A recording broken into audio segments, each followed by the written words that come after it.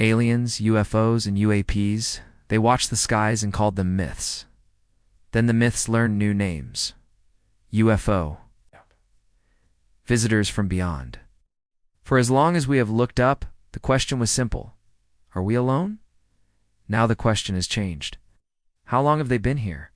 And why does the truth arrive only in fragments? Grainy photographs became cockpit tapes. Whispered rumors became radar tracks. Footage once dismissed as fantasy appeared on official channels, stripped of music and explanation, just objects moving in ways our engines do not. Pilots trained to measure the sky by instruments spoke of craft that pivot without wings, accelerate without heat, slip from air to ocean without a splash. The language evolved from ridicule to recognition, then stalled in something more careful. Phenomena acknowledged, answers withheld. The pattern is always the same. A light that stops on a dime. A shape without seams. A return on radar where nothing should be. A report written, then redacted. A hearing convened, then adjourned, with nothing conclusive except the admission that some things remain unexplained. Information becomes a drip, curiosity, a reservoir, certainty, a mirage. If these are misidentifications, why do the mistakes repeat with such precision across decades and continents? If they are secret human machines, why do no flags claim them, no rivals reveal them, no records show the blueprints? And if they are something other beyond flags and blueprints, why does the story arrive only as hints and euphemisms? A vocabulary designed to name without admitting. Silence has its own architecture. It is built from classified briefings, need-to-know compartments, phrases that sound like answers while promising nothing. It is built from the career that ends when a pilot speaks too plainly, from the laughter that closes a door more tightly than any lock. Ridicule is cheap. It is also effective. The easiest way to hide a subject is to make it embarrassing.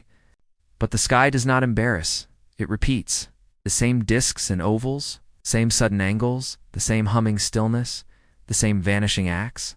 It's the same proximity to things we value most. Nuclear bases, test ranges, oceans where cables hum with the world's information. Sometimes systems go dark. Sometimes missiles fall inert. Sometimes nothing happens except the feeling that we were measured and found interesting.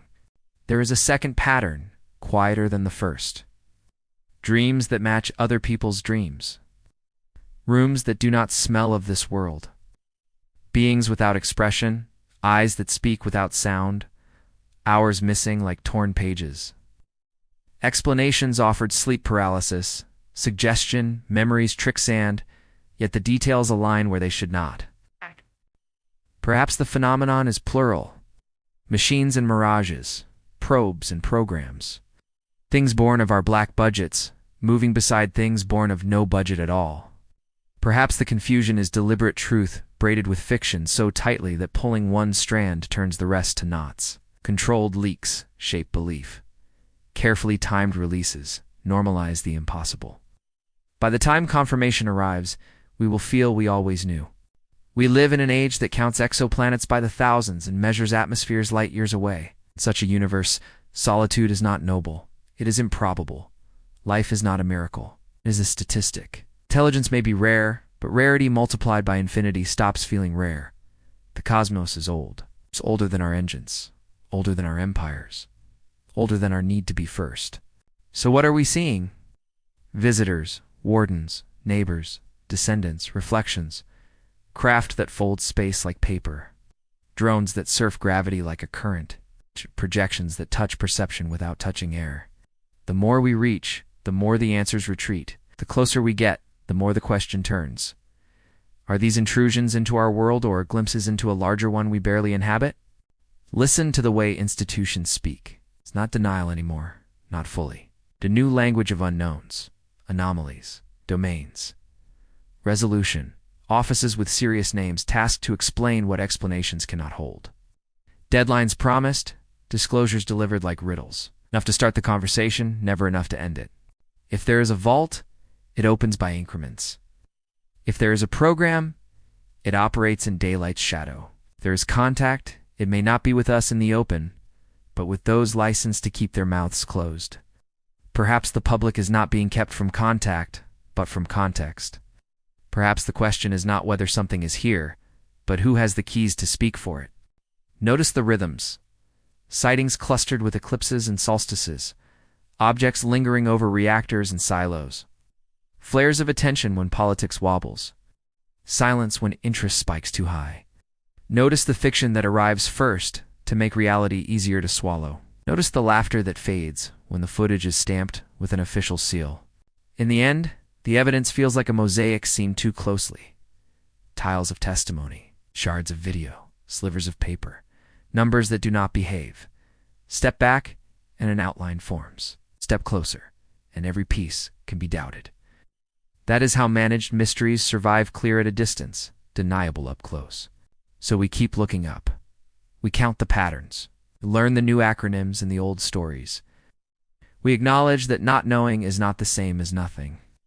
We understand that secrecy does not create truth, but it can postpone it. Maybe the lie that guards the truth is not meant to fool us forever. Maybe it is meant to teach us how to listen. Maybe the visitors are silent and spinning because silence is the only language we will not drown in noise. Or maybe the silence is ours, chosen by those who fear what happens when the world knows it is not the center and never was. If revelation comes, it will not arrive as a headline. It will arrive as recognition. The feeling that the pattern was visible the whole time, that the sky was never empty. But the question, are we alone, was always the wrong question. The right question is simpler and heavier. Who already knows? Is always knows, and what are they doing with that knowledge? Until the answer is spoken without redaction, we live between certainty and secrecy. Under a sky that is crowded and quiet, filled with visitors who do not knock.